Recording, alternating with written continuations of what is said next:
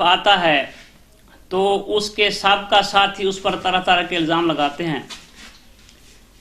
میں اپنی مثال آپ دیتا ہوں کہ جب میں حنفی تھا تو حنفی حضرات سپاہی صحابہ والے وہ یہی کہتے تھے کہ یہ مجاہد آدمی ہے، قربانیوں والا ہے، اور جب میں اہل تقلید کو چھوڑ کر اہل حدیث ہوا تو وہی ساتھی کہنے لگے کہ اس نے پیسے لیے ہوں گے، اس کو کوئی لالچ دیا گیا ہوگا، یہ مرتد ہو گیا، فلاں ہو گیا، فلاں ہو گیا۔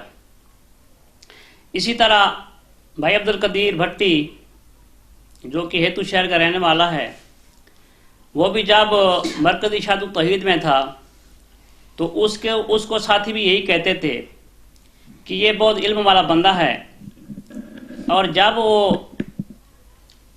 مرکزی والوں کو چھوڑ کر اہل حدیث ہو گیا تو پھر وہی الزام لگانے لگے کہ یہ شرارتی ہے، ماحول کو خراب کر رہا ہے۔ بہرحال ہم نے ہیتو شہر میں جلسہ کروایا، اور مسلک اہل حدیث کا ہیتو شہر میں سب سے پہلا جلسہ تھا، اور مولانا سیف اللہ خالد صاحب وہاں تشریف لائے۔ انہوں نے خطاب کیا،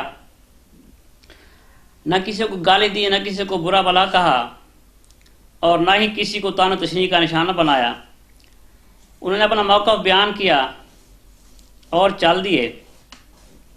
اگلے ہفتے مرکزی اشاعت التوحید والوں کا پروگرام تھا درس قرآن کا۔ انہوں نے ایک باہر سے مولوی منگوایا جس کا نام میری معلومات کے مطابق عبد القدیر ہے، وہ ضلع خوشاب کا رہنے والا ہے۔ اس نے خطاب کیا اور خصوصاً اہل حدیث کو خطاب کیا، اور کہا کہ میرا خطاب آج کا صرف اہل حدیثوں کے لیے ہے، اور کچھ چیلنج بھی کیے اور کچھ اہل حدیثوں کے مذاق بھی اڑائے، اور اشارتاً جن بھی کہا ہمیں، اور کہا کہ ان کا ایمان نہیں ہے اور اہل حدیثوں کے پیچھے نماز نہیں ہوتی، اور ایک مولوی خضر حیات کا فتویٰ بیان کیا۔ وہ کہتا ہے کہ مولوی خضر حیات نے کہا کہ اہل حدیث ہونے کے لیے کھوتا ہونا شرط ہے۔ اس پر خود بھی ہنسا اور اس کے حواری بھی ہنسے۔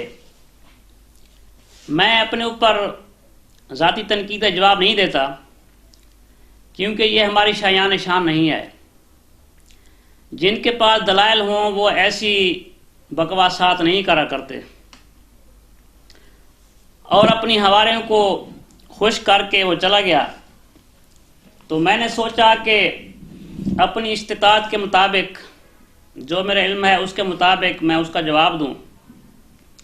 تو میں نے اس کی تقریر کا خلاصہ جو نکالا وہ 6 موضوع پر مشتمل ہے۔